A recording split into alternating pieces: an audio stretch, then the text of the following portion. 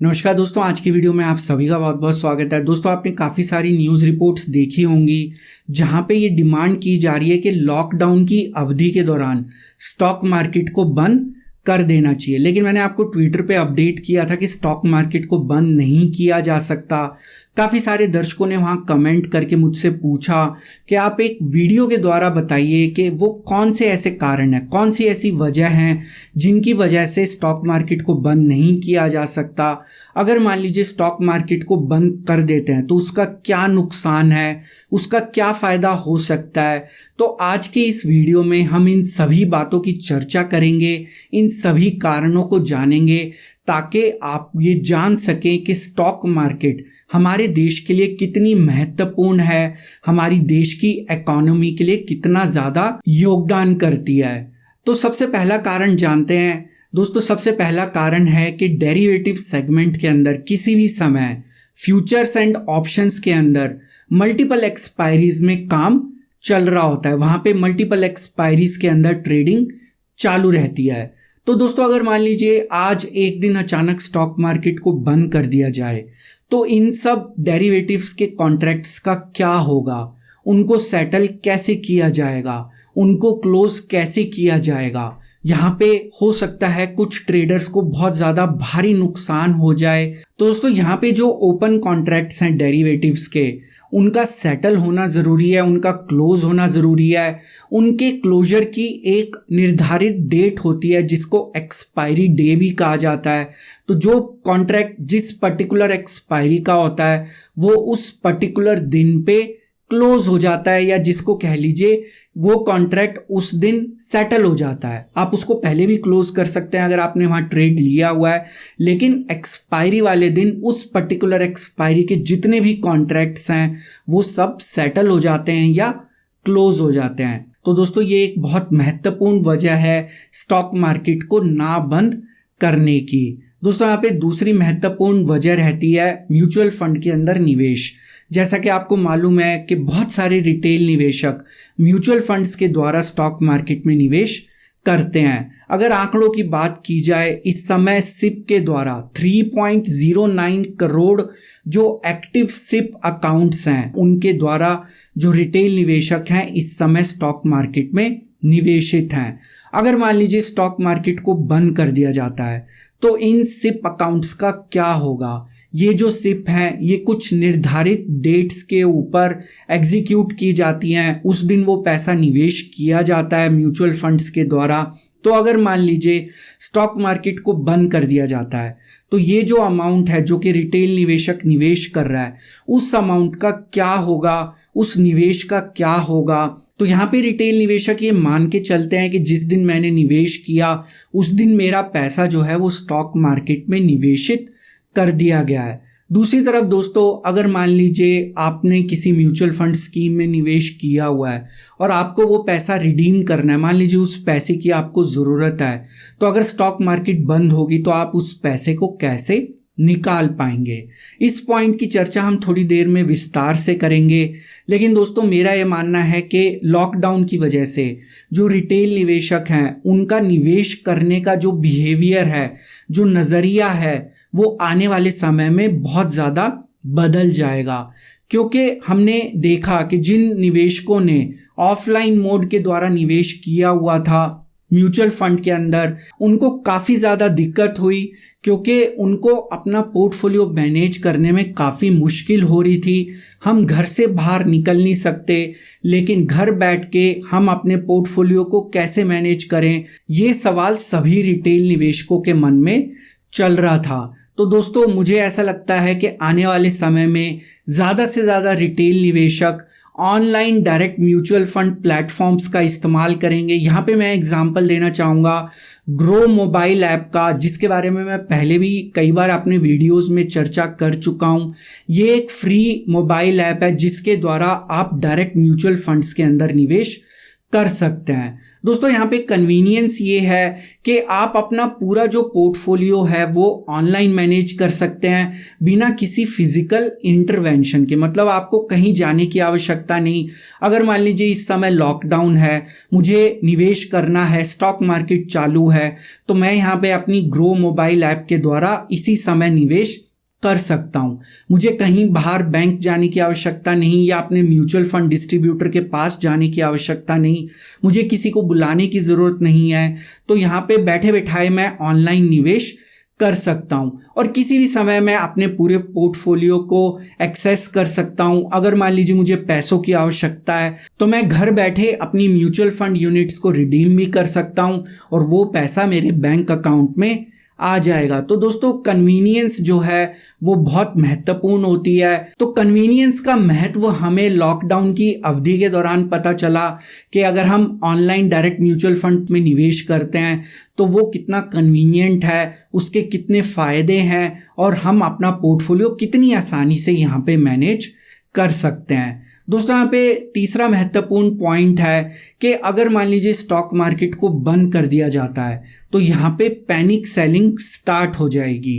तो जैसा कि आपने देखा कि स्टॉक मार्केट के बंद होने की आशंका मात्र से ही रिटेल निवेशकों के अंदर एक पैनिक क्रिएट हो जाती है, क्योंकि उनको ये लगता है कि इस अनसर्टनिटी की वजह से पता नहीं कितने दिन मार्केट बंद रहेगी, तो वहाँ पे हम अपना पैसा जो है बहुत जल्दी वहाँ से निकाल लेना चाहेंगे और इसकी वजह से वहाँ पे एक पैनिक सेलिंग शुरू हो सकती है और ये पैनिक सेलिंग जो है स्टॉक मार्केट की सेहत के लिए अच्छी नहीं है। मैं यहाँ पे अगर एक एग्जांपल लेना चाहूँ, मान लीजिए आज कोई एक न्यूज़ आती है कि ये फलाना बैंक जो है बंद हो सकता है, ढिमकाना बैंक जो है बंद हो सकता है, तो वहाँ पे दोस्तों एक पैनिक क्रिएट हो जाती है निवेशकों के मन में और हर कोई एक होड़ में लग जाता है कि जल्द से जल्द मैं अपना पैसा यहाँ से किस तरीके से निकालूं।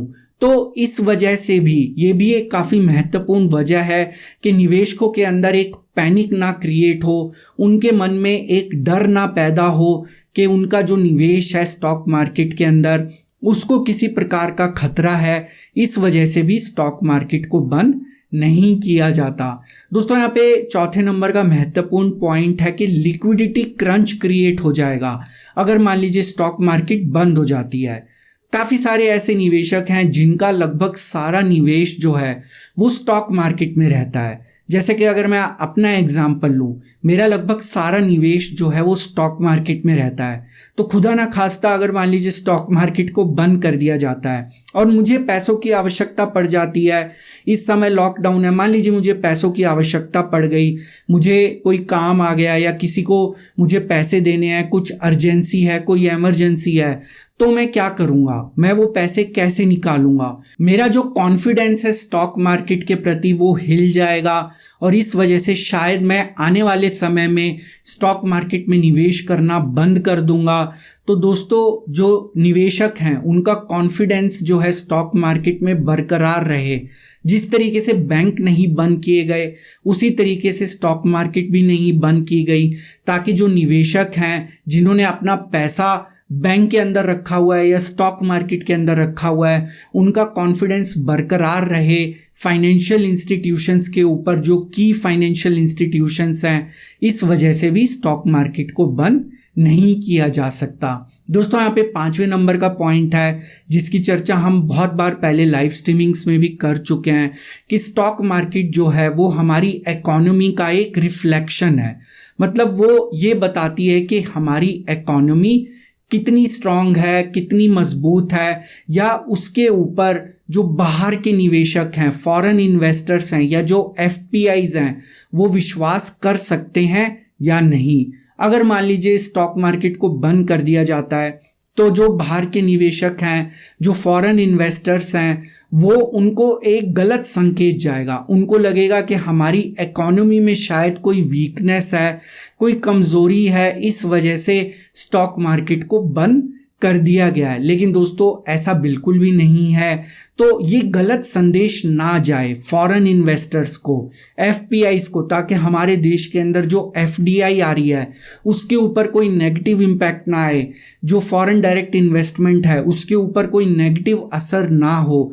इस वजह से भी स्टॉक मार्केट को बंद नहीं किया जाता। और दोस्तों स्टॉक मार्केट के अंदर उतार चढ़ाव चलते रहते हैं। यहाँ पे ट्रांसपेरेंसी को जो फॉरेन इन्वेस्टर्स हैं वो ज़्यादा महत्व देते हैं कि जो कोई भी देश है जहाँ पे उन्होंने निवेश किया हुआ है वो कितने ट्रांसपेरेंट हैं, कितने ऑनेस्ट हैं। तो यहाँ पे अगर स्टॉक मार्केट को बंद कर दिया जाए तो उनको ये भी लग सकता है कि यहाँ पे कुछ छुपाने की कोशिश की जा रही है। तो इन सब कारणों की वजह से, ताकि हमारे फॉरेन डायरेक्ट इन्वेस्टमेंट पे कोई इम्पैक्ट ना हो, स्टॉक मार्केट को चालू रखा जाता है। दोस्तों यहाँ पे छठे नंबर का पॉइंट है जो कि काफ़ी न्यूज़ रिपोर्ट्स के अंदर मेंशन भी किया गया है कि यहाँ पे जो स्टॉक मार्केट के अंदर फॉल हो रहा है या जो गिरावट हो रही है उसको रोकने के लिए इसको बंद किया जा सकता है। लेकिन मैं आपको बताना चाहूँगा कि ये पॉइंट बिल्कुल भी रेलेवेंट नहीं है, या ये जो तर्क है स्टॉक मार्केट को बंद करने का ये बिल्कुल भी मान्य नहीं है। उसके पीछे कारण ये है कि अगर मान लीजिए स्टॉक मार्केट को बंद कर भी दिया जाता है तो यहाँ हम एग्जांपल लेंगे फिलीपींस की स्टॉक मार्केट का, जिसको बंद कर दिया गया था। जिस दिन वो वापस खुली वो स्टॉक मार्केट 25% उसके अंदर गिरावट देखने को मिली। तो दोस्तों बंद कर देने से ऐसा नहीं है कि हम गिरावट को रोक पाएंगे। चाइनीज़ मार्केट जो है आपने देखा होगा कि फरवरी के पहले हफ्ते के दौरान बंद थी, लेकिन जब वो ओपन हुई, जिस अवधि के दौरान वो बंद थी, उसका जो एक इम्पैक्ट है, चाहे वो नेगेटिव हो चाहे वो पॉजिटिव हो, मार्केट उसको एब्जॉर्ब करके रीओपन होती है। तभी आपने देखा कि जब मार्केट दोबारा ओपन हुई तो उसके अंदर एक भारी गैप डाउन देखा गया, जो कि उस समय देश के हालात चल रहे थे या उन छुट्टियों के दौरान, जिस अवधि के दौरान स्टॉक मार्केट बंद थी, उस बीच में जो भी हालात चल रहे थे उसको मार्केट ऑलरेडी डिस्काउंट कर लेती है। तो बंद करने के बाद मार्केट नहीं गिरेगी इसकी कोई भी गारंटी नहीं है, बल्कि वो और ज़्यादा तेज़ी से गिरेगी पैनिक सेलिंग की वजह से। तो ये सब कारण है जिनकी वजह से स्टॉक मार्केट को बंद करने की जो डिमांड की जा रही है कि गिरावट को रोकने के लिए बंद कर दिया जाए, वो बिल्कुल सही तर्क नहीं है। आप इसका उदाहरण देख सकते हैं फिलीपींस और चाइना की मार्केट में। दोस्तों यहाँ पे सातवां और आखिरी पॉइंट है कि दूसरे देशों की मार्केट अगर खुली हैं तो हम अगर अपनी मार्केट को बंद कर देते हैं तो ये देश की रेपुटेशन, जो देश की प्रतिष्ठा है, उसके ऊपर एक बहुत बड़ा दाग लग जाएगा। तो यहाँ पे जो प्रॉब्लम है, जो समस्या है, उसका सामना बाकी सभी देश भी कर रहे हैं। काफ़ी सारे दूसरे देशों के अंदर भी लॉकडाउन है, लेकिन उन देशों ने अपनी जो स्टॉक मार्केट है उसको बंद नहीं किया। तो ये दर्शाता है कि हम जो हैं काफ़ी स्ट्रांग हैं, हमारी जो विल पावर है वो काफ़ी ज़्यादा स्ट्रांग है। अगर स्टॉक मार्केट को बंद कर दिया जाए तो वो एक वीकनेस दर्शाता है इकोनॉमी के अंदर, वो एक वीकनेस दर्शाता है देश के प्रति। तो दोस्तों यही सब कारण होते हैं कि स्टॉक मार्केट को बंद नहीं किया जाता। और दोस्तों अगर स्टॉक मार्केट बंद नहीं हो रही तो उसके पीछे कारण ये है कि ये एक डीम्ड एसेंशियल सर्विस है। स्टॉक मार्केट को एक डीम्ड एसेंशियल सर्विस माना जाता है, और चाहे कितनी बड़ी विपदा हो, कितनी बड़ी आपदा हो, उसके अंदर जो एसेंशियल सर्विसेज हैं वो चालू रहती हैं। बैंकिंग जो है वो भी एक एसेंशियल सर्विस है, स्टॉक मार्केट एक डीम्ड एसेंशियल सर्विस है। तो ये सारी सर्विसेज जो हैं ये चालू रहती हैं, चाहे कोई भी आपदा हो या विपदा हो, उसके अंदर जो एसेंशियल सर्विसेज हैं वो हमेशा चालू रहती हैं। तो दोस्तों ग्रो ऐप का जिक्र जो मैंने आज के इस वीडियो में किया था, अगर आप उस ऐप को डाउनलोड करना चाहते हैं तो उसका लिंक जो है डिस्क्रिप्शन बॉक्स में दिया गया है।